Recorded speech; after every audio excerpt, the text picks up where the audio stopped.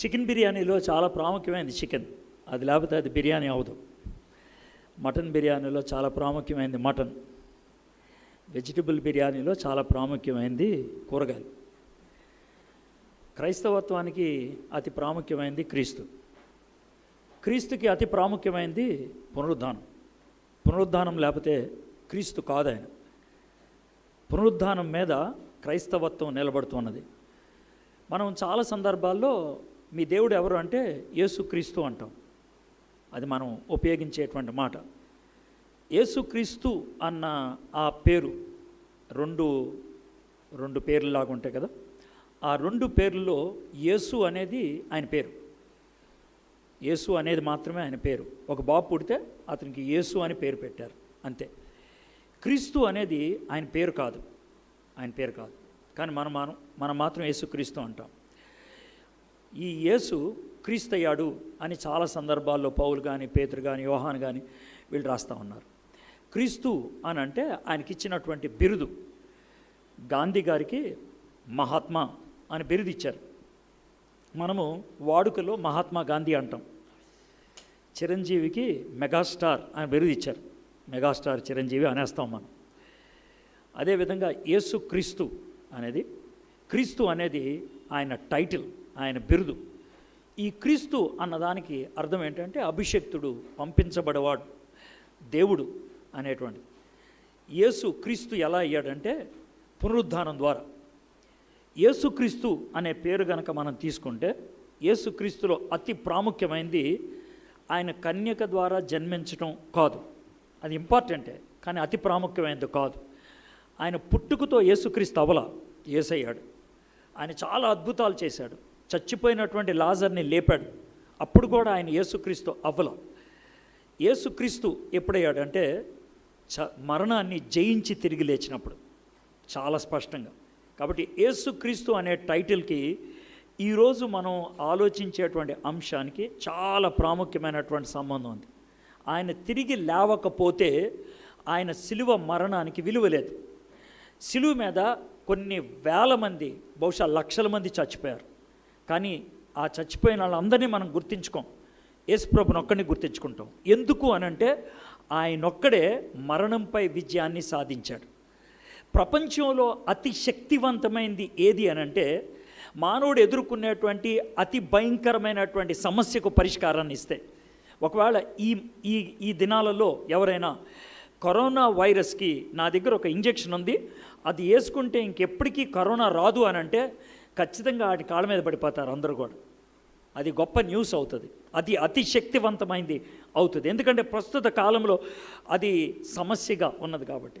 అయితే తరాలు మారినా, పరిస్థితులు మారినా, దేశం మారినా, మానవులందరినీ పట్టి పీడించేటువంటి అతి భయంకరమైనది ఏంటి అని అంటే మరణంపై విజయాన్ని సాధించాడు Yesayya. Man with all the information and technology he has could not deform the dignity of death అన్నాడు ఆల్డస్ హక్స్లే. మానవుడు తనకున్నటువంటి సమాచారం, విజ్ఞానము అంతటినీ కలిపి కూడా మరణమని మార్చలేకపోయాడు అంటాడు. మరణం యొక్క స్థితిగతులు మార్చలేకపోయాడు. మరణాన్ని ఎవరు జయించలేరు. మరణాన్ని ఒక నిమిషం ఆపలేరు. మరణాన్ని ఒక క్షణం ఆపలేరు. మరణము రావాల్సిన టైంలో ఖచ్చితంగా రావాల్సిందే. అయితే ఆ మరణంపై విజయాన్ని సాధించాడు యేసయ్య. ఆ మరణం యేసుక్రీస్తు ప్రభువారు శిలువ మీద చేసినటువంటి ఆ బలియాగానికి ఆమోదాన్ని తెలిపింది. అది యేసయ్య మన రక్షణార్థమై చేశాడు అనేటువంటి విషయాన్ని చెప్పింది. అయితే ఒక అవుట్లైన్ లాగా చెప్పాలంటే యేసుక్రీస్తు పునరుద్ధానం మనకి ఏమి తెచ్చిపెట్టింది అని అంటే, మొట్టమొదటిది యేసుక్రీస్తు యొక్క పునరుద్ధానం ఆయన దేవుడు అనే మనకు రుజువునిచ్చింది. యేసు దావీదు వంశములో పుట్టినవాడు. క్రీస్తు మన కోసం రక్షకుడిగా పరలోకం నుంచి వచ్చినవాడు. రోమీయులకు రాసిన పత్రిక 1వ అధ్యాయం 4-5 వచనాలు బట్టి. యేసయ్య దేవుడు కాబట్టి, రక్షకుడు కాబట్టి ఆయన మనకి జడ్జ్, తీర్పు తీర్చేవాడు అయ్యాడు.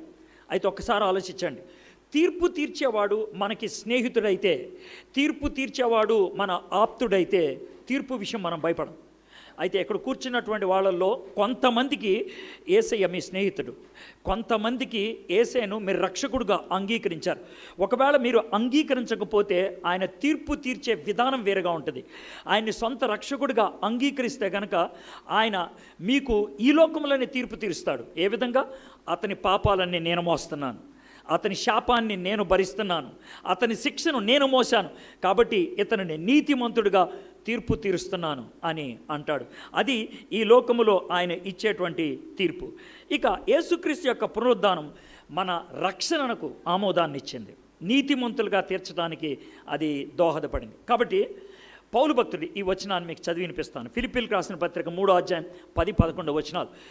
పౌలు భక్తుడు పునరుద్ధాన శక్తిని అతి గొప్ప శక్తిగా గుర్తించాడు కాబట్టి తన తపన, తన కోరిక, తన హార్ట్స్ డిజైర్, తన ఆకాంక్ష ఏంటో చూద్దాం. 3వ అధ్యాయం ఫిలిప్పీలకు రాసిన పత్రిక 3వ అధ్యాయం 10-11 వచనాలు. ఏ విధము చేతనైనను మృతుల్లో నుండి నాకు పునరుద్ధానము కలగవలనని ఆయన మరణ విషయములో సమానుభవము కలవాడినై ఆయనను ఆయన పునరుద్ధాన బలమును ఎరుగు నిమిత్తము ఆయన శ్రమల్లో పాలివాడు అగుట ఎట్టిదో ఎరుగు నిమిత్తమును సమస్తమును నష్టపరుచుకొని వాటిని పెంటతో సమానముగు ఎంచుచున్నాను. పౌలు భక్తుడు ఏమన్నాడంటే, ప్రపంచాన్నంతటినీ ఒక పక్కన పెట్టి యేసుక్రీస్తు ప్రభువారి యొక్క పునరుద్ధాన శక్తిని ఒక పక్కన పెడితే నేనేమంటాను తెలుసా? ఇదంతా పెంట, ఇదొక్కటే నాకు చాలు. ఇదంతా నాకు పెంట, ఇదొక్కటే చాలు. పునరుద్ధాన శక్తి అంటే ఏంటో గ్రహించి ఆ పునరుద్ధాన శక్తి అనుభూతిలోకి వెళ్ళటం మొదలు పెడితే మానవుడి యొక్క ఆకాంక్ష అదొకటే ఉంటుంది. I must experience the power of resurrection in my life. నా జీవితంలో ఆ పునరుద్ధాన శక్తిని అనుభవించాలి. పునరుద్ధాన శక్తి ఉంటే అనుమానాలు ఉండవు. పునరుద్ధాన శక్తి ఉంటే ఈ లోకములో అలసిపోవటం అనేది ఉండదు. పునరుద్ధాన శక్తి ఉంటే కనుక ఈ లోకములో మనము ఎవరిని కూడా నా శత్రువులు అని అనను. నన్ను శత్రువుగా ఎంచే వాళ్ళు చాలామంది ఉంటారు, కానీ నాకెవరు శత్రువులు ఉండరు. నాకు పునరుద్ధాన శక్తి ఉంటే నన్ను ఎవడైనా చంపడానికి వస్తే నేను భయపడను. పునరుద్ధాన శక్తి ఒక్కటి చాలు, ప్రపంచం నీ గుప్పెట్లో ఉన్నట్లే. ఎందుకనంటే నువ్వు ఎవరికి దాసుడు అవు. ఆ యేసయ్య నా పక్షాన్నుంటే నాకు ఎవరు విరోధి అని అంటాడు రోమీయులకు రాసిన పత్రిక 8వ అధ్యాయంలో. కాబట్టి ఆ పునరుద్ధాన శక్తిని అనుభవించటానికి గల 3 అడ్డులు గురించి ఈరోజు మాట్లాడుతున్నాను. 3 అడ్డులు. What are the 3 possible obstacles for you not to experience the power of resurrection? పునరుద్ధాన శక్తిని అనుభవించలేకపోవడానికి ఈరోజు నేను తీసుకున్నటువంటి వాక్య భాగం లూకా భక్తుడు రాసినటువంటి సువార్త 24వ అధ్యాయం. లూకా భక్తుడు రాసినటువంటి సువార్త 24వ అధ్యాయం. అదే చివరి అధ్యాయం. చివరి అధ్యాయాన్ని మొత్తాన్ని కూడా నేను ఒక కథలాగా చదువుకుంటూ వెళ్తూ, అంతా చదవలేను, టైం ఉండదు కాబట్టి అక్కడక్కడ చదువుతాను. But I will tell you the total 24 chapter. 24వ అధ్యాయంలో ఉన్నటువంటి విషయాన్ని అంతటిని చెప్తాను. అయితే 3 స్థాయిల్లో దాన్ని మనం ధ్యానం చేసుకుంటూ వెళ్తాం. ఏంటి ఆ 3 స్థాయిలు అని అంటే కనుక, మీలో ప్రతి వారం వచ్చేవాళ్ళు ఉన్నారు కాబట్టి చర్చ్కి, దీని కింద ఏముందో మీకు తెలుసా? తెలిసిన వాళ్ళు చేతులు ఎత్తారా? ఈ వైట్ క్లాత్ కింద ఏముందో నాకు తెలియదు. ఓకే, నాకు తెలియదు. అక్కడ ఏముందో నాకు తెలియదు. ఎందుకు నాకు తెలియదు అంటే అది నాకు కప్పేసి ఉంది. అది నాకు తెలియాలంటే ఏం చేయాలి? దాన్ని ఎవరొక తీయాలి. ఇది మొదటి అడ్డు. బయట కప్పేశారు, నాకు తెలియలేదు. సో దాన్ని తెర తీయాలి. దాన్నే ప్రత్యక్షత అని అంటారు. కొంతమందికి పునరుద్ధాన శక్తి తెలియదు. ఎందుకనంటే ప్రత్యక్షత లేదు కాబట్టి. డీటెయిల్స్లోకి వెళ్తాం, నేను ముందు అవుట్లైన్ ఇచ్చేస్తాను. ఓకే, ప్రత్యక్షత లేదు కాబట్టి. ఓకే, ఒకవేళ ఈ తమ్ముడు ఆ తమ్ముడు వచ్చి కర్టన్ తీస్తున్నానని తీశాడు. ఆయన కర్టన్ తీసినప్పుడు నేను కళ్ళు మూసుకున్నాను. అదేంటో నాకు తెలుసుదా? తెలీదు. ఎందుకని? నా కళ్ళు మూసుకున్నాను. నేను కర్టన్ తీశారు కానీ నా కళ్ళు మూసుకున్నాను. దీన్నే వెలిగింపు అంటారు. కొంతమందికి పునరుద్ధాన శక్తి లేదు, ఎందుకంటే వెలిగింపు లేదు కాబట్టి. ఓకే, మొదటిది ప్రత్యక్షత లేదు, రెండోది వెలిగింపు లేదు. ఈ 2 జరిగిన తర్వాత అది ఏ వస్తువో నాకు తెలియదు అనుకో, కంటికి కనబడుతుంది, తెర తీసేశారు, అయినప్పటికీ కొన్నిసార్లు ఇదేంటి అని అడిగే వాళ్ళు ఉంటారు లేదా? అదేంటో తెలియనప్పుడు అంటే గ్రహణము లేదు. ఇది 3వ అడ్డు. మొదటిది ప్రత్యక్షత లేదు, రెండోది వెలిగింపు లేదు, మూడోది గ్రహించలేదు.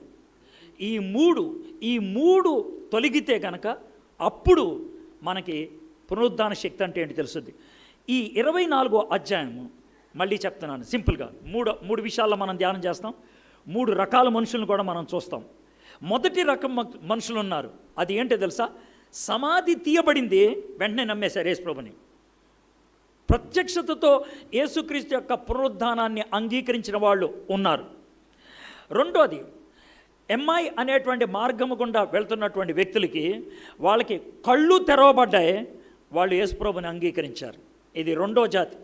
ఇక మూడోది, యేసుక్రీస్తుకి అతి దగ్గర ఉన్నటువంటి వాళ్ళు. ఒకవేళ నమ్మితే కనుక మొదట వాళ్ళే నమ్మాలి, కానీ వాళ్ళు నమ్మలేదు, చివరి దాకా నమ్మలేదు, చివరి నమ్మారు వాళ్ళు. ఎవరు వాళ్ళు? 11 మంది శిష్యులు. ఎందుకనంటే దేవుడు వాళ్ళ మనస్సుకి వెలిగింపు కలిగేటట్లు చేశాడు, తెరిచాడు.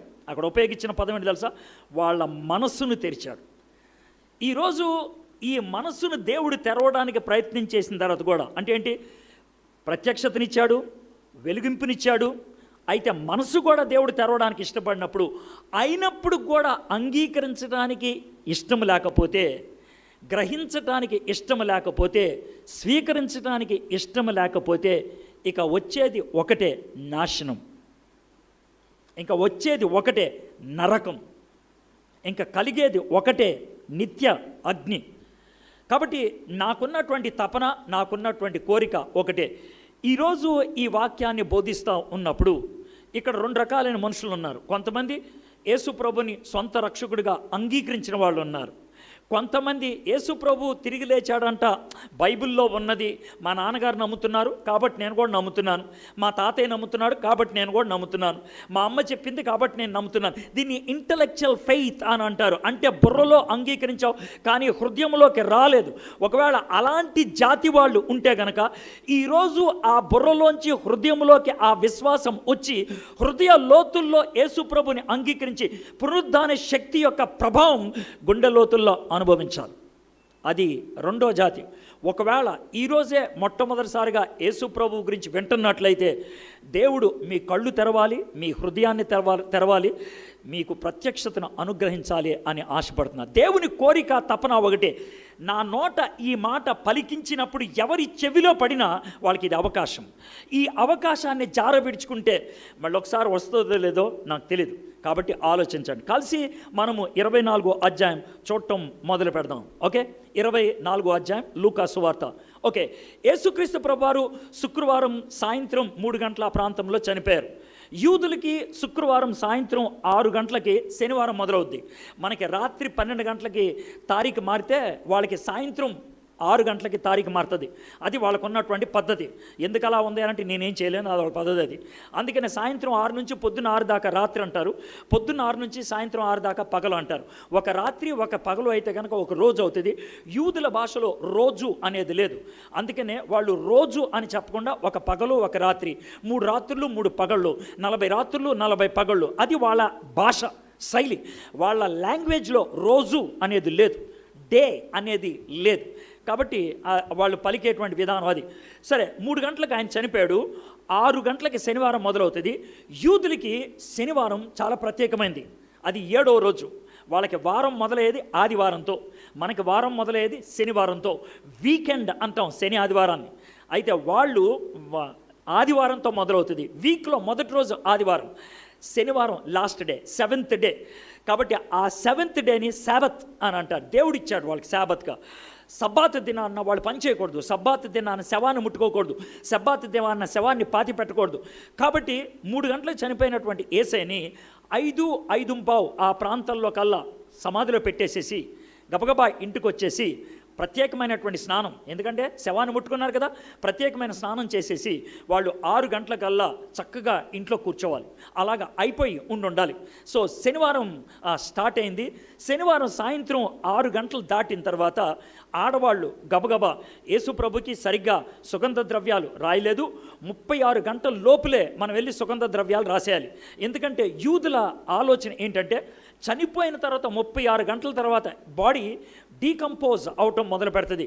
యూదులకి అప్పుడున్నటువంటి ఆలోచన ఇప్పుడున్నటువంటి డాక్టర్స్ ఒప్పుకుంటారు. ఫారెన్సిక్ సైన్స్ ఏమని చెప్తుందంటే 36 అవర్స్ తర్వాత 36 గంటల తర్వాత బాడీ డీకంపోజ్ అవటం మొదలు పెడుతుంది.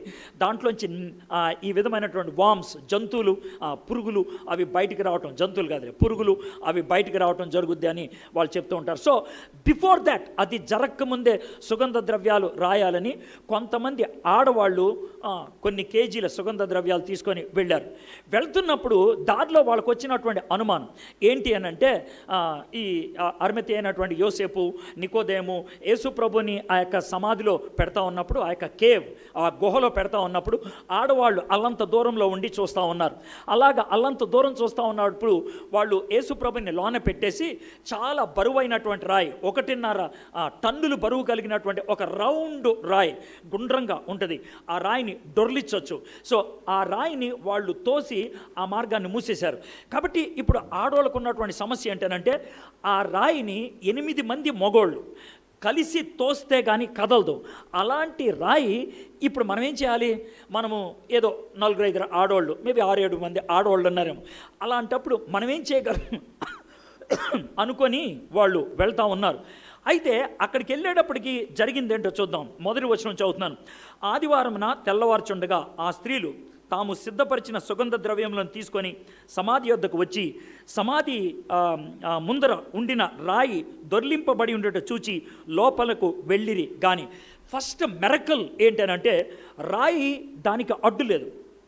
రాయి అడ్డు లేదు, పక్కకు దొర్లిపోయి ఉన్నప్పుడు వాళ్ళు భయములో ఉన్నారు కాబట్టి, ఆందోళనలో ఉన్నారు కాబట్టి, దుఃఖములో ఉన్నారు కాబట్టి దాన్ని అద్భుతంగా చూడలేదు. దాన్ని ఎలా చూశారంటే, దొంగతనం అయిపోయిందేమో, ఎవరైనా బాడీ ఎత్తుకెళ్ళిపోయారేమో అని అంటూ ఉన్నారు. నౌ ఇక్కడ నుంచి నాకు థాట్ మొదలవుతుంది. ఏంటి ఆ థాట్ అని అంటే, మన హృదయంలో టెన్షన్ ఉన్నప్పుడు, మన హృదయంలో భయం ఉన్నప్పుడు వాస్తవంలా కనబడదు. You can't see fact as a fact. నిజాన్ని నిజంలాగా చూడలేం. మనం వెతికేది మన కళ్ళ ముందున్నా కూడా కనబడదు. మనం వెతికేది ఎందుకనంటే కంగారు పడుతున్నాం, లోన పెర్ప్లెక్స్డ్ అంటారు దాన్ని, గందరగోళంగా ఉంది, భయాందోళనలో ఉన్నది. అయితే ఈ రాయి దొర్లింది, యేసయ్య తిరిగి లేచాడా అని ఆలోచించట్ల వాళ్ళు దొర్లింపబడి ఉంటే చూచి లోపలికి వెళ్ళిరి. కానీ ప్రభు అయిన యేసు దేహము వారికి కనబడలేదు. అంటే వాళ్ళు పర్టికులర్గా వెతుకుతుంది ఏంటంటే ద బాడీ ఆఫ్ క్రైస్ట్, యేసుక్రీస్తు యొక్క శరీరం. పచ్చి భాషలో చెప్పాలంటే they were in search of a dead body. శవం కోసం వాళ్ళు వెతుకుతూ ఉన్నారు. They were searching dead body. శవం కోసం వెతుకుతున్నారు, కనబడలేదు. కనబడకపోతే ప్రభు అయిన యేసుదేహం వారికి కనబడలేదు. ఇందును గూర్చి వారికేమీ తోచకుండగా ప్రకాశమైన వస్త్రములు ధరించిన 2 మనుషులు వారి యొద్ద నిలిచి ఉండిరి. అక్కడ దేవదూతలు ఉన్నారు. తర్వాత వచనాలు చూస్తే ఆ దేవదూతలు వాళ్ళతో మాట్లాడారు. Now let us see how many things happened.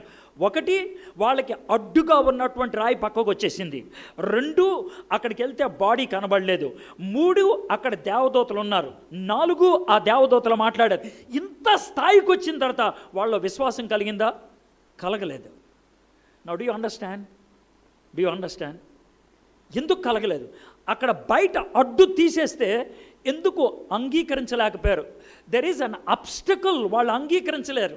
వాళ్ళకి గుడ్డితనం ఉన్నది, వాళ్ళు అంగీకరించలేకపోతున్నారు. ఇక్కడ ఉన్నటువంటి మీలో కొంతమంది అయితే మీకుండొచ్చు ఈ ప్రశ్న, లేకపోతే మిమ్మల్ని ఎవరైనా ప్రశ్న అడుగు ఉండొచ్చు. ఏమన్నా తెలుసా? నాకు దేవుణ్ణి చూపించు, నేను నమ్ముతా అని. నాకు దేవుణ్ణి చూపించు, నేను నమ్ముతా అని. Let me tell you one thing. చాలా కాన్ఫిడెంట్గా ఈ మాట చెప్పిస్తున్నా. ఏంటంటే, దేవుణ్ణి నువ్వు చూస్తే, నమ్మగలిగే జీవితం నీకుంటే దేవుడు ఖచ్చితంగా నీకు కనబడతాడు. డౌట్ లేదు. దేవుణ్ణి నువ్వు చూస్తే, నువ్వు నమ్మేవాడు అయితే ఖచ్చితంగా నీకు దేవుడు కనబడతాడు. సార్ నేను నమ్ముతానంటే నువ్వు మాట్లాడద్దు, నీ గురించి నీకు తెలీదు, దేవుడు తెలుసు. నేను ఈ మాట చెప్పడానికి ఒక నిదర్శనం ఉన్నది. సుందర్ సింగ్ అనేటువంటి ఒక సిక్కు ఉన్నాడు. ఆయన 9వ క్లాస్ చదువుతున్నప్పుడు బైబిల్ తగలబెట్టేశాడు. బైబిల్ కాళ్ళ కింద తొక్కి తగలబెట్టేశాడు. క్రైస్తవత్వం అంటే ఆయనకి ఇష్టం లేదు. అయితే ఒకరోజు రాత్రి 10:40 ఆ ప్రాంతంలో తన గదిలో ఈ విధంగా, దాన్ని ప్రార్థన అంటారో నాకు తెలీదు, తనతో తాను మాట్లాడుకోవటం నాకు తెలీదు. మొత్తానికి ఎలా అన్నాడు, దేవా నువ్వు లేవన్నా తెలుసు, ఒకవేళ పొరపాటున ఎక్కడైనా ఉంటే 20 minutes టైం ఇస్తాను నీకు, 20 minutes టైం ఇస్తాను, నువ్వు నాకు కనబడు, నువ్వు నాకు కనబడితే నా జీవితం నీకు ఇస్తా. ఇది ఆయన అన్నటువంటి మాట.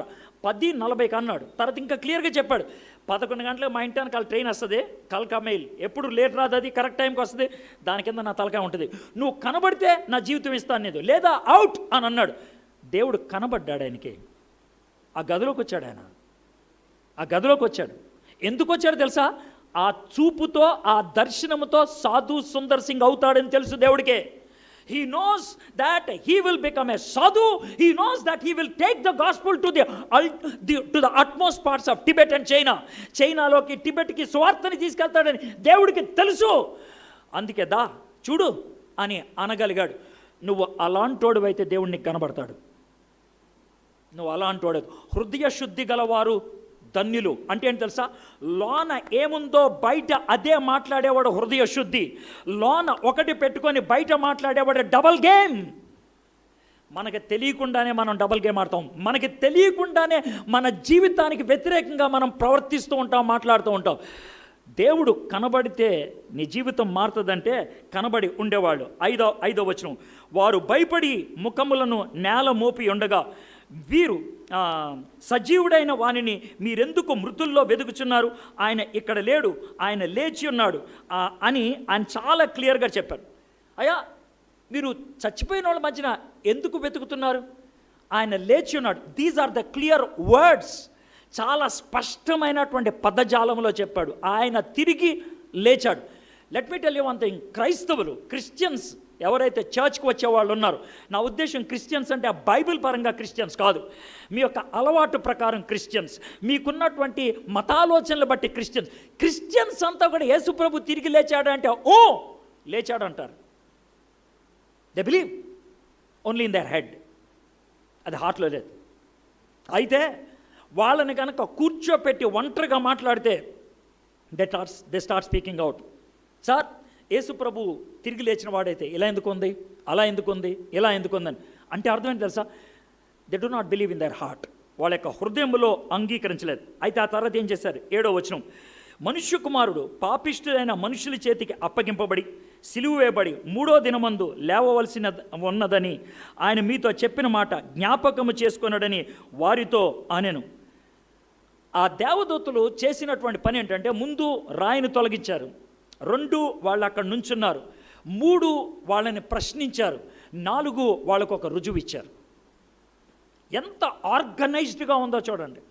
అడ్డు తీసేశారు, అక్కడ నిలబడ్డారు, ప్రశ్నించారు, ఎందుకు ఇక్కడ ఎదుగుతున్నారు. తర్వాత ఒక రెఫరెన్స్ వినిపించారు. ఒక రెఫరెన్స్ ఏమనంటే, ఆయన బతుకున్నప్పుడు ఇలా చెప్పలేదా మీకు, అలా చెప్పాడు కదా, చెప్పినట్లు జరిగిందని ఎందుకు అనుకోవట్లేదు? ఆయన చెప్పాడు కదా నేను లేస్తానని, ఆయన చెప్పాడు కదా నన్ను అప్పగిస్తారని, ఆయన చెప్పాడు కదా నన్ను దూషిస్తారని, ఎగ్జాక్ట్గా అదే జరిగిందిగా. ఆయనకి చెప్పినట్లు చచ్చిపోయాడు కాబట్టి ఆయన చెప్పినట్లు తిరిగి లేస్తాడు కదా. Why don't you believe? ఎందుకు నమ్మవు? వై డోంట్ యు బిలీవ్ అన్నట్లు వారితో మాట్లాడితే తర్వాత జరిగింది ఏంటంటే, అప్పుడు వారి ఆయన మాటలు జ్ఞాపకం చేసుకొని సమాధి యొద్ద నుండి తిరిగి వెళ్ళి ఈ సంగతులన్నీ 11 శిష్యులకు తక్కిన వారందరికీ తెలియజేశాను. Do you understand now? వాళ్ళు ఎందుకు ఇతరులకి చెప్పటం మొదలు పెట్టారంటే, probably they believed or probably they are in doubt.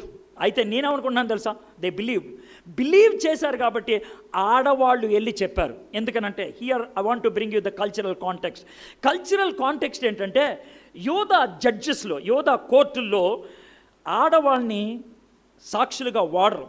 They don't take them as witnesses. వాళ్ళని వాడరు. ఎందుకంటే యోధా సంస్కృతిలో, వాళ్ళకున్నటువంటి సిస్టంలో ఆడవాళ్ళకి సమానమైన హోదాని ఇవ్వరు. అది బైబిల్ కాదు, అది వాళ్ళ పద్ధతి. అది బైబిల్లో అలాంటి పద్ధతి లేదు, వాళ్ళ పద్ధతి అది. కాబట్టి ఆడవాళ్ళకి స్థానం ఇవ్వరు. కానీ దేవుడు ఎంత గొప్పవాడు తెలుసా, ఎంత మంచివాడు తెలుసా? యేసు ప్రభు వారు తిరిగి లేచిన తర్వాత మొట్టమొదటిగా కనబడింది స్త్రీకి. It was to a woman. Yesu ప్రభు వారు మొట్టమొదటిగా మీరు వెళ్ళి చెప్పండి అని అన్నది మగోళ్ళ కాదు, ఆడవాళ్ళకి. It was to a woman. ఆ ఆడవాళ్ళు వెళ్ళి చెప్తానికి వాళ్ళకున్న భయం ఏంటి తెలుసా? ఒక పక్కన యేసు ప్రభు తిరిగి లేచాడనే ఆనందం, రెండోది ఆ మాట నేను చెప్పొచ్చా లేదో అనేటువంటి భయం, నేను చెప్తే వాళ్ళు అంగీకరిస్తారా లేదా అనేటువంటి అనుమానం, నేను చెప్తే వాళ్ళు అచి అని అంటారేమో అన్నటువంటి ఆలోచన, వాటి మధ్యన సందిగ్ధ పడుతూ వెళ్ళి అపోస్తులకు చెప్పారు, అయ్యా ఆయన తిరిగి లేచాడు అని. ఈ సంగతులు అపోస్తులు చెప్పి వారెవరనగా అని ఇక పేర్లు చెప్తూ ఉన్నారు. అయితే అపోస్తులకు చెప్తే ఆ అపోస్తులు చేసినటువంటి పని అని చూడండి. అయితే ఇక్కడ చూడండి, అయితే వారి మాటలు వీరి దృష్టికి వెర్రి మాటలుగా కనబడిన కనుక వీరు వారి మాటలు నమ్మలేదు. Do you get it? Tomb open అయింది, ఎవిడెన్స్ ఉన్నది, స్క్రిప్చురల్ కనెక్షన్ ఉన్నది, సమాధి తెరవబడి ఉన్నది, రుజువు ఉన్నది, వాక్యానుసారమైనటువంటి సంబంధం ఉన్నది. అయినప్పటికీ అపోస్తులు నమ్మారా? నమ్మలా. They did not believe. వాళ్ళు నమ్మలేదు. సమాధి తెరిచినంత మాత్రాన సరిపోలేదు వాళ్ళకి, ఇంకెక్కడో మూసుకుపోయినాయి, ఇంకెక్కడో అడ్డున్నది. మనలో చాలామంది ఏమనుకుంటే తెలుసా, ఎవిడెన్స్ ఉంటే నేను నమ్ముతా, రుజువు ఇస్తే నేను నమ్ముతా, నాకు చూపిస్తే నేను నమ్ముతా. నో మై ఫ్రెండ్స్, చూపిస్తే నమ్మలేని వాళ్ళు చాలామంది ఉన్నారు, రుజువిస్తే నమ్మలేని వాళ్ళు చాలామంది ఉన్నారు. The problem is with your heart, it's not with your mind. నీ బుర్రతో కాదు ఉన్నది సమస్య, నీ ఇంటలెక్ట్ కాదు సమస్య, ఇట్స్ యువర్ వెరీ లైఫ్. నేను యేసు ప్రభుని నమ్మితే నా స్థితి ఏంటి, నా స్టేటస్ ఏంటి, నా కల్చర్ ఏంటి, నా అలవాట్లేంటి, నా బ్యాక్గ్రౌండ్ ఏంటి, నా హిస్టరీ ఏంటి, everything changes. I cannot change it. నేను మార్చుకోలేను. Therefore I will reject Christ. Yesu ప్రభుని నేను కాదు అని అంటాను. ఒకసారి అంగీకరించడానికి ఇష్టం లేకపోతే ప్రజలు ఉపయోగించేటువంటి పదాలు, ప్రజలు లేవనెత్తేటువంటి ప్రశ్నలు, ప్రజలు ఇచ్చేటువంటి సాకులు వీడికి మెంటలా అని అనిపిస్తుంది. వీడికి మెంటలా? మీకు ఒక మాట చెప్తాను. యేసు ప్రభు తిరిగి లేచాడు అని ఆ ఆడోళ్ళు చెప్పారు అని అంటే, కిర్సాప్ లేక్ అనేటువంటి ఒక ఆయన, అది మనిషి పేరు, కిర్సాప్ లేక్ అనేటువంటి ఏమంటే తెలుసా, ఆడోళ్ళకి ఆలోచన తక్కువ, ఆవేశం ఎక్కువ. ఆయన అనే మాట, ఆలోచన తక్కువ, ఆవేశం ఎక్కువ. ఏ సమాధికి వెళ్ళారో, ఏదో ఖాళీగా ఉంది సమాధి, ఆ సమాధిని చూపించేసి యేసుప్రభు సమాధి అంటున్నారు. వాళ్ళు యేసుప్రభుని చూడలేదు, వాళ్ళ భ్రమ. యేసుప్రభులా కనబడ్డాడు, వాళ్ళకి వెలుగు కనబడింది. అలాంటి మనుషులు ఎక్కడైనా ఉన్నారా, అలాంటి వెలుగు ఎక్కడైనా ఉంటుందా అని కిర్సాప్ లేక్ అని అన్నాడు. అయితే ఆ కిర్సాప్ లేక్ అనేటువంటి వాడికి నేను ఇచ్చేటువంటి జవాబు ఏంటి తెలుసా? సార్, ఒకవేళ మీ వాదనే కరెక్ట్ అయితే అది సాధ్యం కాదు సార్ అంట. అని అంటే, యేసుప్రభుని పాతి పెట్టిన సమాధులు దొడ్లో కాదు, అక్కడ 1000 సమాధులు ఉండటానికి, 100 సమాధులు ఉండటానికి. ఆయన పాతి పెట్టింది ఒక తోటలో ఒకటే సమాధి ఉంది, రెండోది లేదు. అక్కడ రెండోది లేదు. There is no second tomb. రెండోది, యేసు ప్రభుని ఏ సమాధిలో పెట్టారో మర్చిపోయినట్లయితే చుట్టూ 16 మంది సైనికులు పెట్టారు. 4 గంటలు 4 కాపలా కాస్తే మిగిలిన 12 మంది పడుకుంటే ఎవ్రీ 4 hours డ్యూటీ మారుతుంది. ఆయన పిలిచారు, ఎంతకి నువ్వు ఏ సమాధిని రా కాపలా కాసింది అని అడిగితే అయిపోయింది. ఇది అడగలేదు. నీకు నమ్మటం ఇష్టం లేదా నమ్మనని చెప్పు, అంతేగాని లేనిపోయిన అనవసరమైన సాకులు చెప్పొద్దు. అది తప్పుడు సమాధి కాదు. ఇంకా భయంకరం ఏంటి అని అంటే, తప్పుడు సమాధి అని కాకుండా వీళ్ళ మీద దోషం వస్తుందేమో అనేసి మత్తయి సువార్త, ఇది ఒక్కసారి క్రాస్ రెఫరెన్స్ అవుతున్నా, మత్తయి సువార్త 28వ అధ్యాయం. ఎవరైతే కాపలా కాస్తున్నారో వాళ్ళు ఏం చేశారో చూద్దాం. 28వ అధ్యాయం 11వ వచనం. వారు వెళ్ళుచుండగా కావలి వారిలో కొందరు పట్టణంలోకి వచ్చి జరిగిన సంగతులన్నిటినీ ప్రధాన యాజకులతో చెప్పి, వాళ్ళు చాలా సేఫ్గా వచ్చేసి పాస్టర్ గారి దగ్గరికి, పెద్దవాళ్ళ దగ్గరికి, అంటే మన భాషలో అర్థం అవడం చెప్తున్నాం, వాళ్ళ దగ్గరికి వచ్చి, సార్ ఏమైందిరా సార్, ఆయన లేచాడు సార్. ఊరుకోడరా, లేవడం ఏంటి సార్? సార్ నిజం సార్, మేము చుట్టూ కాపలా కాస్తా ఉన్నాం సార్, ఆయన వెళ్ళిపోయాడు సార్. ఆ తర్వాత ఒక దేవదూత లాంటిది ఏదో వచ్చింది సార్, ఆ దేవదూత ఈ రాయిని దొర్లిచ్చేశాడు సార్, మాకు భయం వేసింది సార్, పరిగెత్తుకొని వచ్చాను సార్ అని అన్నారు. అని అంటే, ప్రైజ్ ది లార్డ్, యేసే తిరిగి లేచాడు అని అన్నారు వీళ్ళు. అందులో వాళ్ళు ఏం చేశారు చూడండి. కాబట్టి వారు పెద్దలతో కూడా వచ్చి ఆలోచన చేసి, ఏం ఆలోచన చేశారు? ఇది అబద్ధం అని ఎలా చెప్దాం, దీన్ని బోటకం అని ఎలా చేద్దాం, ప్రజల మనసుల్లోకి ఇది చొప్పించకుండా ఉండటానికి ఏం చేద్దాం, ప్రజలు గుర్తించకుండా ఉండటానికి ఏం చేద్దాం, వాట్ షల్ వి డూ అని ఆలోచించి ఆ సైనికులకు చాలా ద్రవ్యం ఇచ్చి, మనీ ఇచ్చేశారు. డబ్బులు ఇచ్చేసి మేము నిద్రపోవచ్చుండగా అతని శిష్యులు రాత్రి వేళ వచ్చి అతనిని ఎత్తుకొని పోయిరని మీరు చెప్పుడే. యేసుక్రీస్తు దగ్గరికి రాకుండా ఉండటానికి ఏ పనైనా చేయడానికి ప్రయత్నం చేస్తున్నారు. 2 రోజుల క్రితం గుడ్ ఫ్రైడే రోజు గుజరాత్లో కొత్త రూల్ పాస్ చేశారు, కొత్త బిల్ పాస్ చేశారు. ఆ బిల్లు మొట్టమొదటిసారిగా ఉత్తరప్రదేశ్లో పాస్ అయింది, ఆ తర్వాత మధ్యప్రదేశ్లో పాస్ అయింది, ఇప్పుడు 3వ రాష్ట్రంగా గుజరాత్లో పాస్ అయింది. ఆ బిల్ డైరెక్ట్గా అటాక్ చేసేది క్రిస్టియన్స్నే. మత మార్పిడి కోసమని పెళ్లి చేసుకున్నాం. 2 వేరు మతాలోళ్ళు పెళ్లి చేసుకుంటే హైందవుడిని వదిలేసి హైందవుడు కాను అని జైల్లో పెట్టేస్తారు. ఒక హైందవ అమ్మాయిని క్రైస్తవుడు పెళ్లి చేసుకున్నా, ముస్లిం పెళ్లి చేసుకున్నా 7 సంవత్సరాలు జైలు శిక్ష. ఒక హైందవ అబ్బాయి క్రైస్తవ అమ్మాయిని పెళ్లి చేసుకున్నా, ముస్లిం అమ్మాయిని పెళ్లి చేసుకున్నా అమ్మాయిని జైల్లో పడేస్తారు, 7 సంవత్సరాల జైలు. అది రూల్. దాన్ని ఎవడు ఎదిరించడానికి లేదు, దాన్ని అడగడానికి లేదు. ఒకవేళ ప్రసంగం చేస్తున్నప్పుడు యేసు ప్రభుని అంగీకరిస్తే ఈ లాభం అని నీ నోటితో అంటే నన్ను తీసుకెళ్ళి జైల్లో పడేస్తారు. ఆ ఒక్క డైలాగ్ చాలు. ఆ రూల్ బట్టి ప్రలోభాలు, ఆత్మ మేలు, ఆర్థిక మేలు, ఇలాంటి విషయం ప్రసంగంలో ప్రస్తావిస్తే దాన్ని రికార్డ్ చేసి ఇస్తే చాలు, తోసేలోనికే 3 ఏళ్ళు జైలు. ఇప్పుడు మీకు అర్థమవుతుందా? That is the situation. కాబట్టి వీళ్ళు అడ్డు పలకడానికి ప్రయత్నం చేస్తున్నాడు. పరిస్థితులు గడ్డు కాకముందే, విషయాలు అర్థమవుతున్నప్పుడే, హృదయం మెత్తగా ఉన్నప్పుడే, పరిస్థితుల అవగాహన చేసుకునే స్థితిగతుల్లో ఉన్నప్పుడే మార్పు చెందండి. రేపు దూరం అయిపోతుందేమో, మళ్ళీ అవకాశం రాదేమో. మార్పు చెందండి. అంతకంటే నేను చెప్పగలిగేది ఏమి లేదు. సరే, ఇక 3వది ఇంతకంటే దరిద్రమైంది. వాడేమంటాడంటే హ్యూజెస్ కాన్ఫీల్డ్ అనేటువంటి ఆయన, యేసు చచ్చిపోయాడని ఎవడన్నాడు రా, చావలా. మరి ఏమైంది?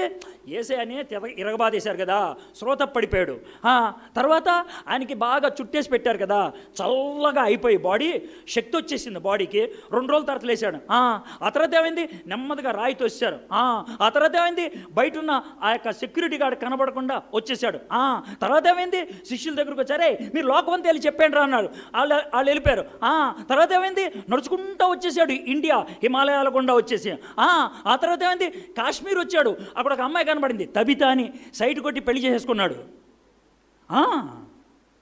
4 పిల్లలు కనేశాడు. తర్వాత ఏమైంది? ముసలుడు అయిపోయాడు, 129 ఏళ్ళు, చచ్చిపోయాడు. ఆ తర్వాత ఏమైంది? ఇక్కడ బాతిట్టారు, ఇదిగో సమాధి.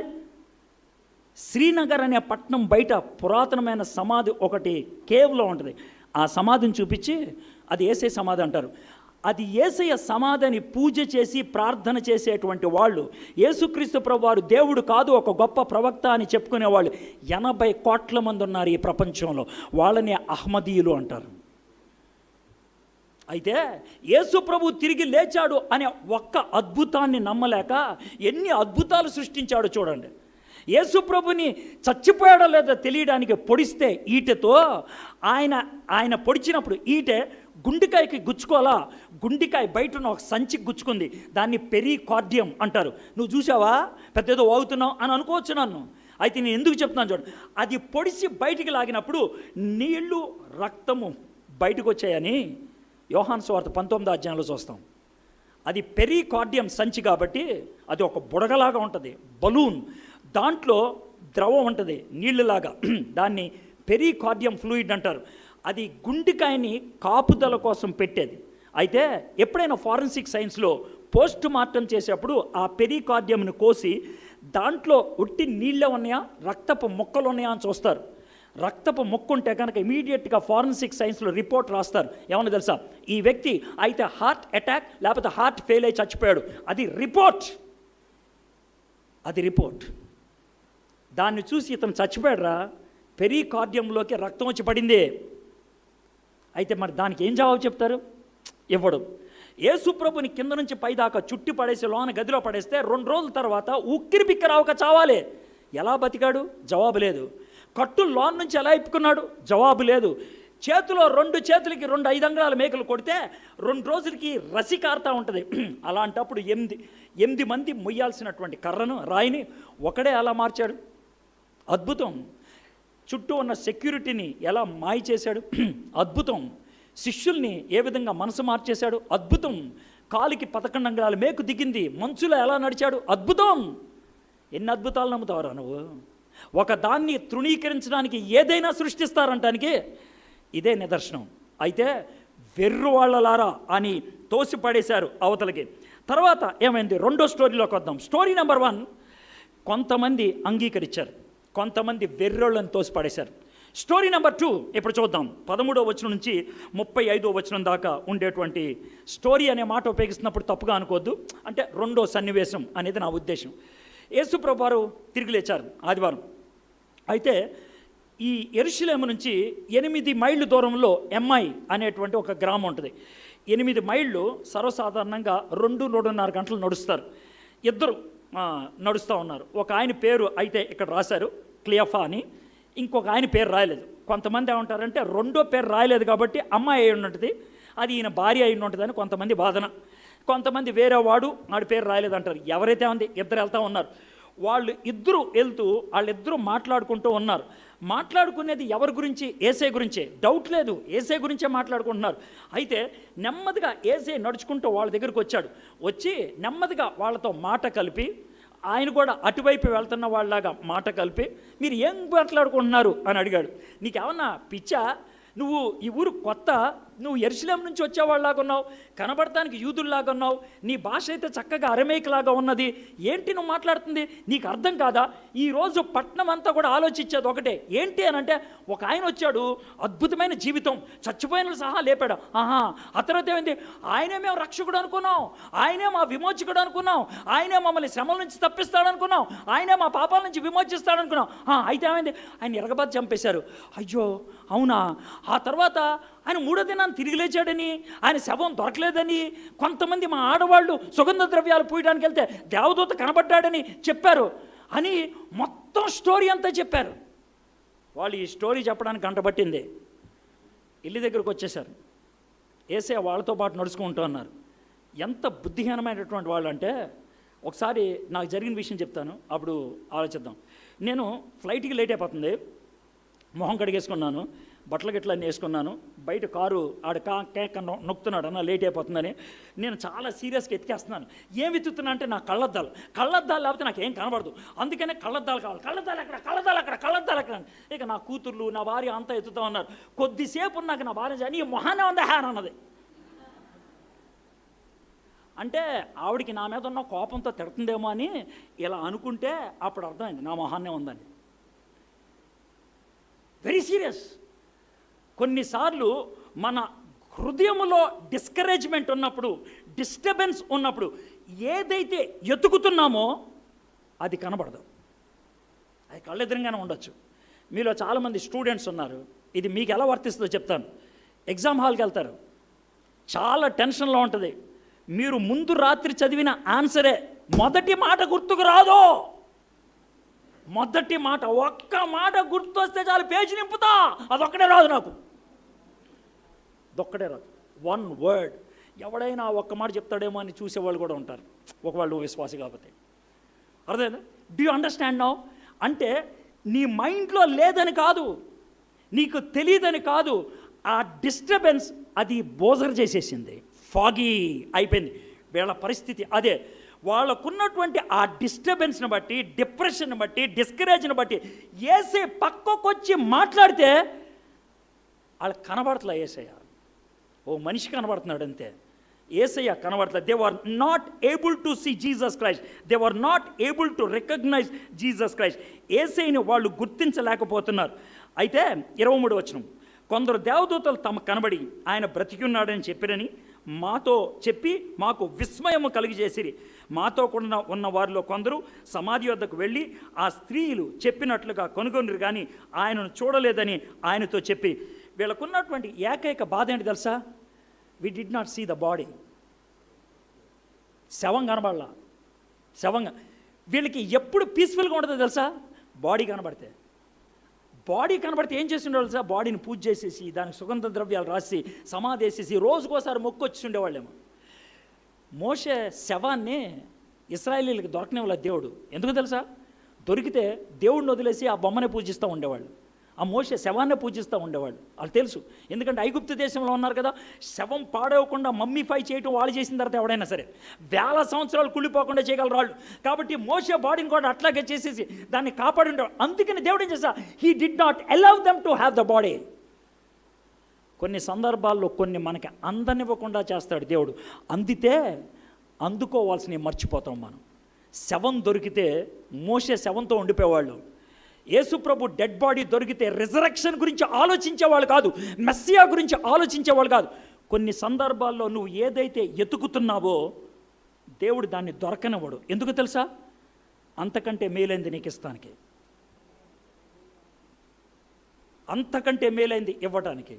అంతకంటే మేలైంది మనకు వచ్చినప్పుడు మనం ఎతికేది దొరకలేదని నిరుత్సాహంతో దాన్ని వదిలేసుకున్నటువంటి దిక్కుమాలిన వాళ్ళు చాలామంది ఉన్నారు. దిక్కుమాలిన వాళ్ళు చాలామంది ఉన్నారు. There are many people like that. చాలామంది చిన్నపిల్లలు అలాంటి తత్వం కలిగిన వాళ్ళు ఉంటారు. చిన్నపిల్లలు ఒకవేళ 5 సంవత్సరాల పాపకి, అర్థమైందా, చంద్రహారం అంటారే, ఆడవాళ్ళకి బాగా అర్థమవుతుంది, బంగారం చంద్రహారం ఒక 2 లక్షలు ఖరీదు చేసేది ఒక పక్కన పెట్టి, అర్థమైందా, తర్వాత ఒక పెద్ద బైబిల్ ఓ పక్కన పెట్టి, దాని పక్కన 2 బిస్కెట్లు పెట్టి, దాని పక్కన ఒక చిన్న కిలికిలికిలి అనే బాతు బొమ్మ పెట్టి, ఈ 4 ఏదో ఒకటి తీసుకోంటే ఏది తీసుకుంటారు? బంగారం దగ్గరికి వెళ్తారా? బైబిల్ దగ్గరికి వెళ్తారా? వెళ్ళరు. అయితే బొమ్మ లేకపోతే బిస్కెట్, ఆడుకునే వాళ్ళు అయితే బొమ్మ, తినేవాళ్ళు అయితే బిస్కెట్, అక్కడితో అయిపోతుంది. మీకు విషయం తెలుసా? మీలో చాలామంది అలాంటి వాళ్ళు, many of you are like that. దేవుడు విలువైంది ఇస్తాను అంటే నాకు ఇది ఇచ్చే ప్రభా చాలు, బాడీ ఇచ్చే ప్రభా చాలు, నాకు అది అక్కర్లేదు అన్నట్లు మాట్లాడుకుంటూ ఉంటారు. అయితే వీళ్ళు చెడ్డోళ్ళని కాదు, చాలా మంచివాళ్ళు. ఎలా చెప్పగలుగుతున్నాను తెలుసా వీళ్ళు చాలా మంచివాళ్ళని? యేసయ్య అప్పుడు వాళ్ళ ఇంటి దగ్గర దాకా వచ్చేసాడు, వాళ్ళ ఇల్లు వచ్చేసింది. యేసయ్య తాను ఉంటారు, అయ్యా ఇదే మా ఇల్లు, మేము వెళ్తామనంటే, అవునా సర్లే నేను ముందుకు వెళ్ళిపోతాను అన్నట్లు ఒక అడిగేశాడు. అయ్యా ఆగు, చాలా లేట్ అయిపోయింది, సాయంత్రం ఎక్కడికి వెళ్తావు? సాయంత్రం 6 అయిన తర్వాత ఎక్కడ ఉంటావు? చీకటి కదా, మీ ఇల్లు చాలా దూరం అనుకుంటా కదా, సర్లే ఈ రాత్రి మా ఇంట్లో ఉండండి. అపరిచితుణ్ణి ఇంట్లో పెట్టుకున్నారు వాళ్ళు. మంచోళ్ళ కదా వాళ్ళు, చాలా మంచోళ్ళు. యూదులకి ఇచ్చినటువంటి నిష్ఠ నియమాలు పాటించేవాళ్ళు. యూదులకి ఇచ్చిన నిష్ఠ నియమం మీద అపరిచితుడు వస్తే, కాలం సమయంలో వస్తే, సమయం కాని సమయంలో వస్తే వానికి ఆతిథ్యం ఇవ్వు. దేవుడు నేర్పించిన పాఠం అది. వాళ్ళు తూచా తప్పకుండా దే హ్యావ్ గుడ్ వర్క్స్, మంచి పనులు ఉన్నాయి, తప్పులేదు మంచి పనులు. అయితే మన క్రైస్తవులు కొంతమంది ఆ మంచి పనులు పరలోకానికి తీసుకెళ్తాయి అనుకుంటారు. Good works are not good enough. మంచి పనులు పరలోకానికి తీసుకెళ్ళటానికి సరిపడేవి కావు, అవి సరిపడేవి కావు. They are not sufficient. అవి తీసుకెళ్ళలేవు, దే కెనాట్. మంచి పనులు అంటే కానుకలు ఇవ్వటమా? మంచి పనులు అంటే సేవకులు భోజనం పెడతామా? మంచి పనులు అంటే కరోనా వైరస్ టైంలో 4 అడుక్కునే వాళ్ళని పిలిచి భోజనం పెట్టడమా? Good, but they are not good enough. అవి మంచివి కానీ సరిపోవు అనేటువంటి విషయాన్ని చూద్దాం. యేసుప్రభు వారు వాళ్ళతో మాట్లాడిన పద్ధతి ఏంటో చూద్దాం. 25వ వచనం. అందుకు ఆయన, అవివేకులారా, ప్రవక్తలు చెప్పిన మాటలన్నింటినీ నమ్మని మందమతులారా, క్రీస్తు ఈలాగు శ్రమపడి తన మహిమలో ప్రవేశించుట అగత్యం కాదా అని వారితో చెప్పి, మోషేయు సమస్త ప్రవక్తలను మొదలుకొని లేఖనన్నిటిలో తన్ను గూర్చి వచనముల భావము వారికి తెలిపెను. ముందు దేవదూతలు కనబడినప్పుడు స్త్రీలకి దేవదూతలు ఏం జ్ఞాపకం చేశారు? ఆయన చెప్పిన మాటలు. ఇప్పుడు యేసే కనబడినప్పుడు ఆయన ఏం జ్ఞాపకం చేశాడు? ఆయన చెప్పిన మాటలు. It is the word of God that will lead us to the Son of God. దేవుని వాక్యమే దేవుని సన్నిధిలోకి నడిపించగలుగుతుంది. అద్భుతాలు కావు, ఆశ్చర్యాలు కావు, స్వస్థతలు కావు. స్వస్థతలు లేవా? ఉన్నాయి. అద్భుతాలు లేవా? ఉన్నాయి. ఆశ్చర్య కార్యాలు లేవా? ఉన్నాయి. కానీ అది విశ్వాసాన్ని పుట్టించదు. నిజ విశ్వాసం, స్థిర విశ్వాసం వాక్యపు పునాది మీద ఉండాలి. It should be on the word of God. ఈ అద్భుతాలు, ఈ యొక్క ఆశ్చర్యాలు, సైన్ బోర్డ్ సూచన. అక్కడికి వెళ్ళు. ఎక్కడికి వెళ్ళాలి? వాక్యం దగ్గరికి రా. వాక్యం దగ్గరికి రా. యేసయ్య కూడా మళ్ళీ వాక్యమే చూపిస్తున్నాడు. వాక్యం ఏం చెప్పిందో చూడండి. ఆ విధంగా చెప్పి వీళ్ళెంత మూర్ఖులో తెలుసా, వాక్యం కూడా వాళ్ళకి ఎక్కలేదు. నాకు బాధ అనిపించేది అది. వాక్యం కూడా వాళ్ళకి ఎక్కలేదు. ఆ తర్వాత వాళ్ళు రొట్టె ద్రాక్షారసం ఇచ్చారు, సాయంత్రపు భోజనం కాబట్టి.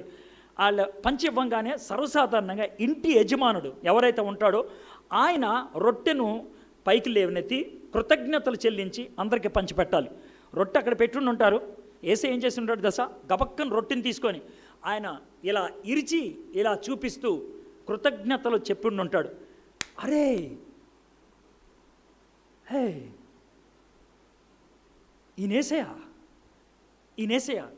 అనే లోపల కనబడతాం మానేశాడు. వాక్యము వెలిగింపునివ్వాలి, ఇవ్వలా.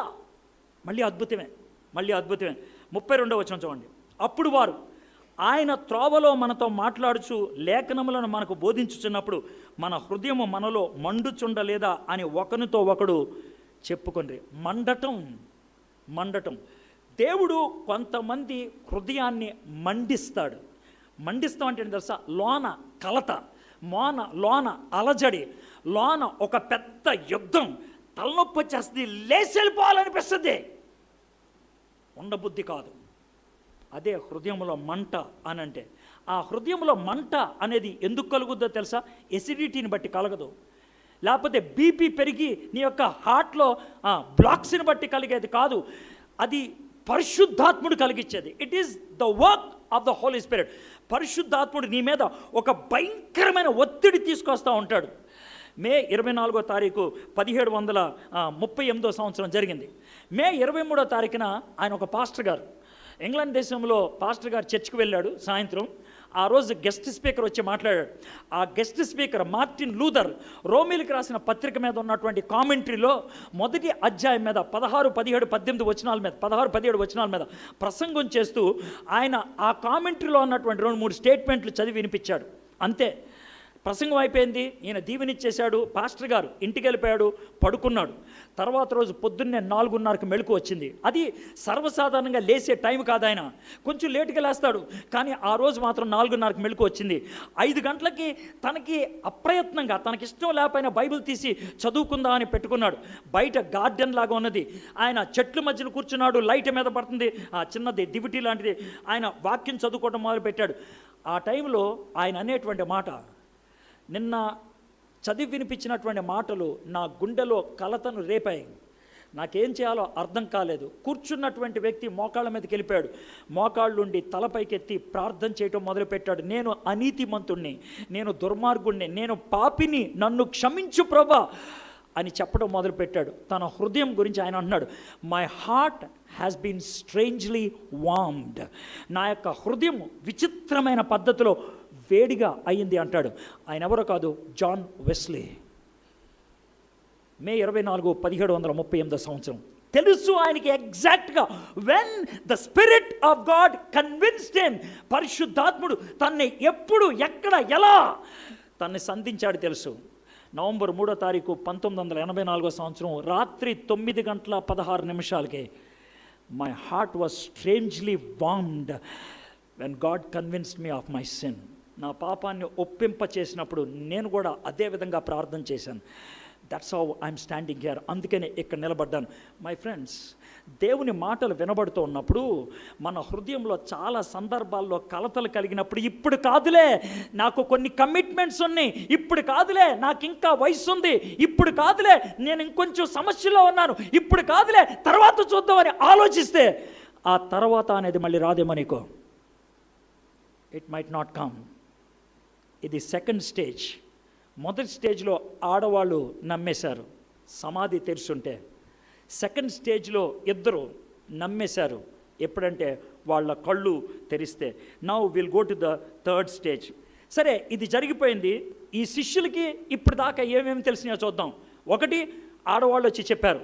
2, పేతురు యోహాను వెళ్ళి సమాధిని చూశారు. 3, ఎంఐ మార్గంలో వెళ్ళేటువంటి వాళ్ళు వాళ్ళ యొక్క అనుభవాన్ని చెప్పేశారు. చాలా క్లియర్ కట్గా 3 స్ట్రాంగ్ ఎవిడెన్సెస్ వచ్చేసాయి, చాలా క్లియర్గా. స్త్రీలు చెప్పారు, సమాధి చూశారు, ఎంఐ మార్గం గుండా వెళ్ళే వాళ్ళు చెప్పేశారు. 3 రుజువులు అయిపోయినాయి. అయినప్పటికీ గదిలో కూర్చున్నారు. వారు 36వ వచనం, వారు ఈలాగు మాట్లాడుచుండగా ఆయన వారి మధ్యన నిలిచి, మీకు సమాధానం అవును గాక అని వారితో అనెను. అయితే వారు దిగులుపడి భయాక్రాంతులై భూతము తనకు కనబడనని తలంచిరి. ఇప్పుడు మీకు అర్థమవుతుందా? ఈ మాటలు మాట్లాడుతుంది ఎవరు తెలుసా? శిష్యులు. 3.5 సంవత్సరాలు ఆయనతో ఉన్నవాళ్ళు. తను పక్కన ఉన్నప్పుడు చనిపోయిన లాజర్ని లేపాడాయన. చనిపోయిన లాజర్ని వాళ్ళు 3.5 సంవత్సరాలు యేసే పలికిన పలుకులు విన్నారు. 3.5 సంవత్సరాల్లో లాస్ట్ 3 నెలల్లో పదే చెప్పుకుంటూ వచ్చాడు, మనుష్య కుమారుడు అప్పగించబడతాడు, మనుష్య కుమారుడిని వాళ్ళు దూషిస్తారు, మనుష్య కుమారుడిని రోడ్డు మీద ఈడ్చికెళ్తారు, మనుష్య కుమారుడిని చంపేస్తారు, మనుష్య కుమారుడు తిరిగి లేస్తాడు. He told several times. చాలాసార్లు చెప్పాడు. అది గతం. చనిపోయి తిరిగి లేచాడు అంటానికి ఆడవాళ్ళు వచ్చి చెప్పారు, వీళ్ళు వెళ్ళి సమాధి చూశారు, ఎంఐ మార్గంలో వాళ్ళు, యేసే మా దగ్గరకు వచ్చాడు, ఆయన చేసింది మేము చూసాం, ఆయన రొట్టె ముక్క ఇస్తే మేము తీసుకున్నాం అని చెప్పారు. అలాంటి పరిస్థితుల్లో ఇది నమ్మాలా, నమ్మకూడదా? ఇది జరిగిందా, భ్రమ, ఇది ఏమన్నా కల్పితమా, వాస్తవమా? ఇలాంటి సందిగ్ధములో వాళ్ళు ఉంటే సాక్షాత్తు యేసు ప్రభువు వచ్చి నిలబడితే యేసయ్యా అని కాళ్ళ మీద పడ్డారా? పళ్ళ. దెయ్యం అన్నారు. ఒక్క మాట చెప్తున్నా, యేసయ్య వచ్చి నీ ముందు నిలబడితే నువ్వేమంటావు? యేసయ్య అంటావు నువ్వు? అను, పారిపోతావు. విశాఖపట్నంలో ఉండవు, పారిపోతావు. యు విల్ రన్ అవే, పారిపోతావు. అందుకే నీకు కనబడట్లేదు ఆయన. వీళ్ళకి కనబడ్డారు. అయితే వాళ్ళు అలా అంటే 38వ వచనం, అప్పుడు ఆయన, మీరెందుకు కలవరపడుచున్నారు? The problem with regarding lack of faith is, కలవరపడుతున్నారు. మీరు ఎందుకయ్యా విశ్వసించలేకపోతున్నారంటే కలవరపడుతున్నారు కాబట్టి. Are you anxious about anything in this life? ఈ లోకంలో దేని గురించి అయినా నీకు కలవరం ఉందా? ఈ లోకంలో దేని గురించి అయినా భయం ఉందా?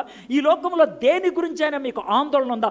అది ఉంటే విశ్వాసానికి అదో పెద్ద అడ్డైపోతుంది. It will not allow faith to penetrate into your heart. విశ్వాసం నీ హృదయంలోకి రానివ్వదు. అంటే నేనే ఆయనను అనుటకు నా చేతులను నా పాదములను చూడిడి, నేను నాకున్నట్టుగా మీరు చూస్తున్నారు, ఎముకలను మాంసములు భూతములు ఉండవని చెప్పి తన చేతులను పాదములను వారికి చూపాను. అయితే ఇలా చేస్తే స్టిల్ చూడండి 44, again I like this very much. దేవదూతలు కనబడ్డారు, ఆయన చెప్పినటువంటి వాక్యాన్ని ఎత్తి చూపించారు. యేసు ప్రభు ఎంఐ మార్గంలో కనబడ్డాడు, తన గురించి ఉన్నటువంటి ప్రవచనాలను ఎత్తి చూపించారు. ఇక్కడ చూద్దాం ఏమైందో. 44వ వచనం, అంతటా ఆయన మోషే ధర్మశాస్త్రంలోను ప్రవక్తల గ్రంథముల్లోను కీర్తనలోను నన్ను గూర్చి వ్రాయబడినవన్నీ నెరవేరనని, నేను మీ వద్ద ఉండినప్పుడు మీతో చెప్పిన మాటలు నెరవేరనని చెప్పాను.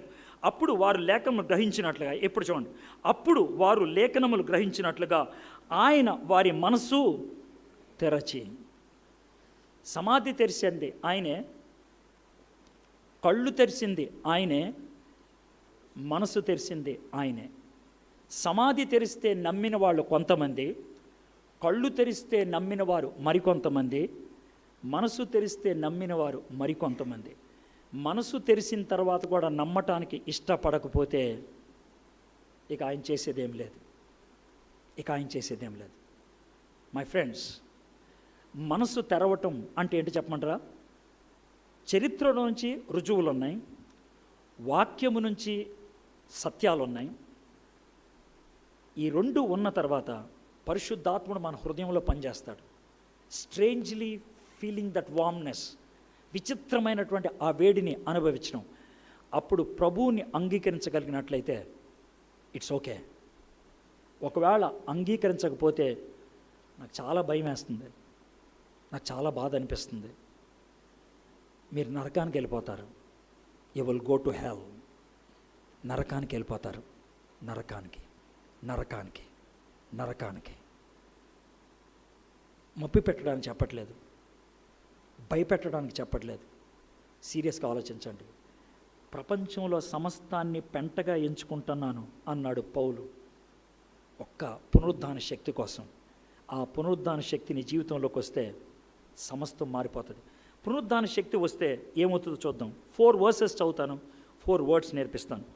క్రీస్తు శ్రమపడి, 46వ వచనం, క్రీస్తు శ్రమపడి 3వ దినమున మృతుల్లో నుండి లేచిననియు, దాన్నే సిద్ధాంతం అంటారు, థియాలజీ. ఏం మాట్లాడుతున్నావా సార్? సిద్ధాంతం మాట్లాడుతున్నా. ఎందుకు మాట్లాడుతున్నావా? ఏసే చనిపోయి తిరిగి లేచాడు కదా. నీకు చావంటే భయం లేదా?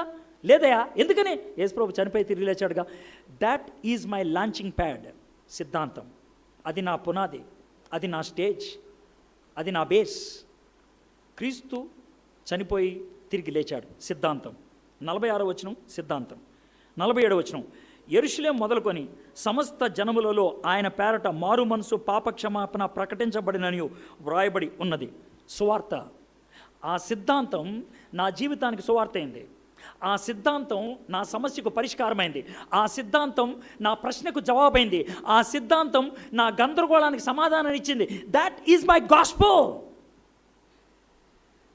46 సిద్ధాంతం, 47 సువార్త, 48 ఆ సంగతులకు మీరే సాక్షులు. ఆ సిద్ధాంతం నాకు సువార్త అయితే ఇతరులకి చెప్పకుండా ఎలా ఉంటాను నేను?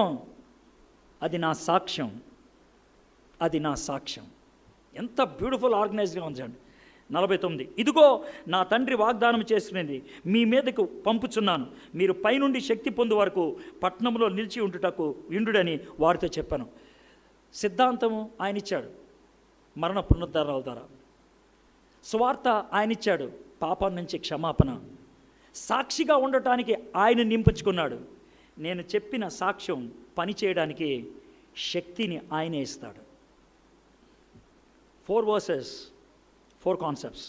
సిద్ధాంతము, సువార్త, సాక్ష్యము, శక్తి. మై ఫ్రెండ్స్, సిద్ధాంతము నీ జీవితంలో నిజమైతే అది నీకు సువార్త. నీకు సువార్త అయితే ఇతరులకు చెప్పకుండా ఉండలేవు, అది నీ సాక్ష్యం.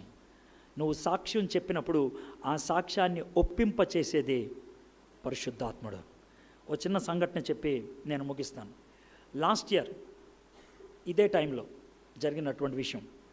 93 సంవత్సరాలు ఉంటే ఆయనకి. కొండల్లో పెరుగుతాడు, అడవుల్లో జీవిస్తాడు, మనుషుల్ని చంపుకుంటాడు.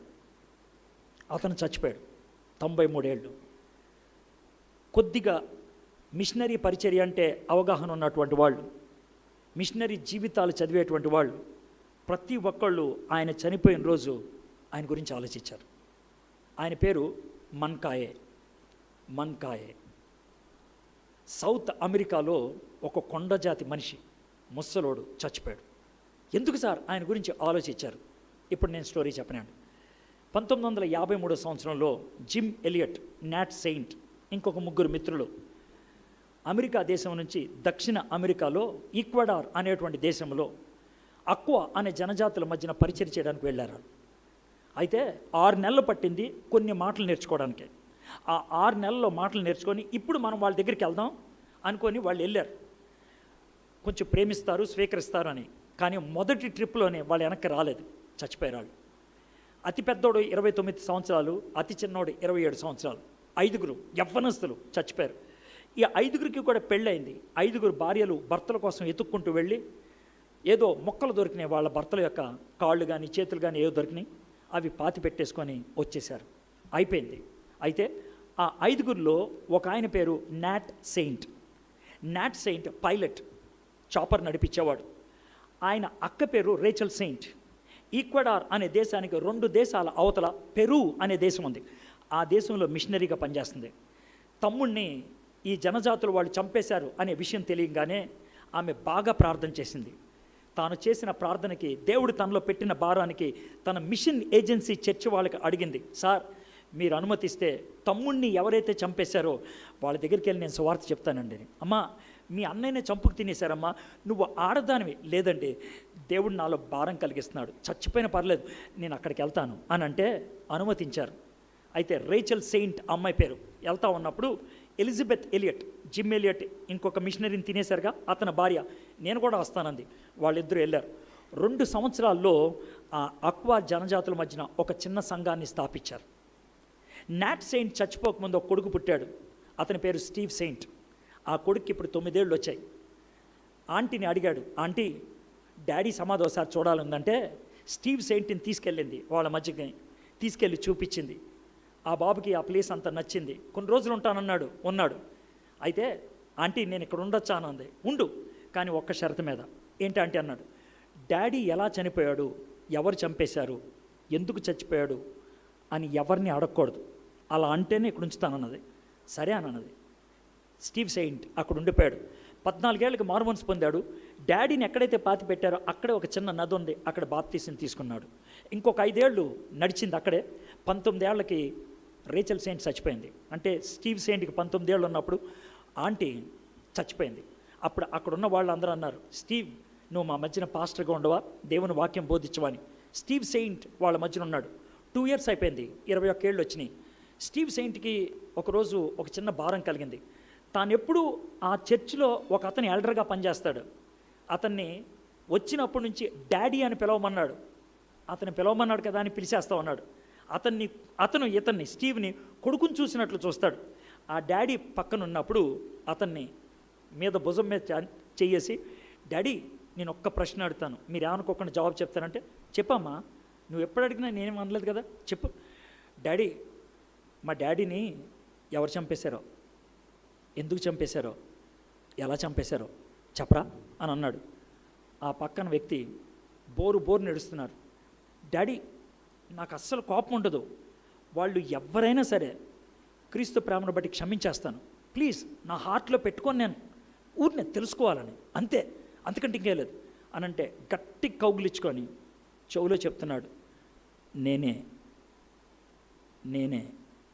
మీ డాడీని చంపేసింది, నేనే. అతను ఎవరో కాదు, మన్కాయే.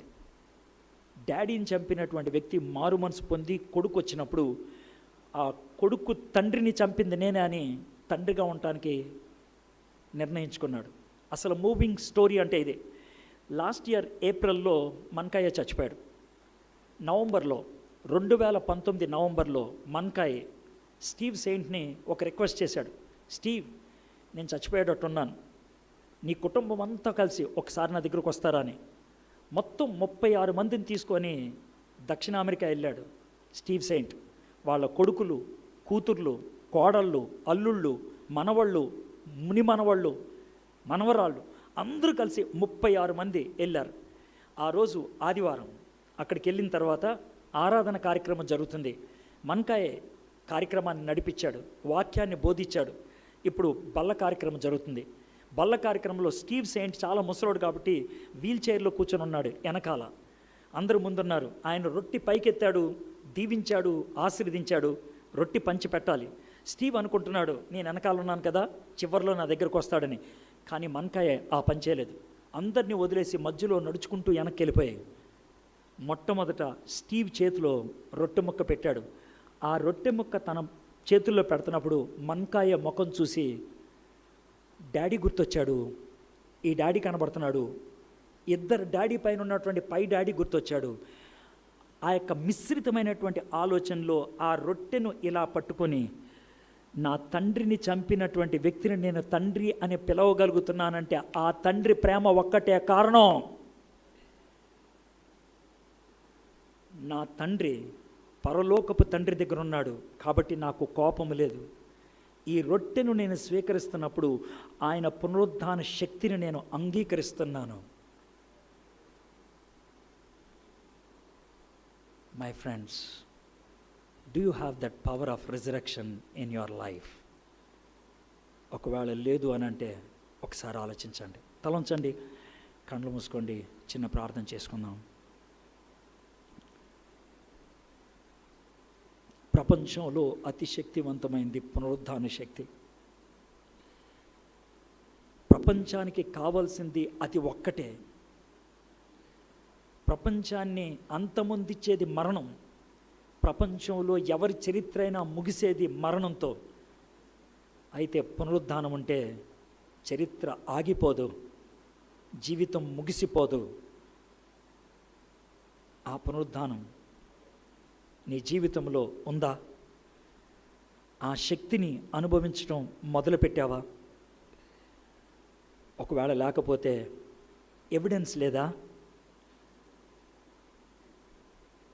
ఐజ్ ఇంకా కళ్ళు మూసిపోయి ఉన్నాయా?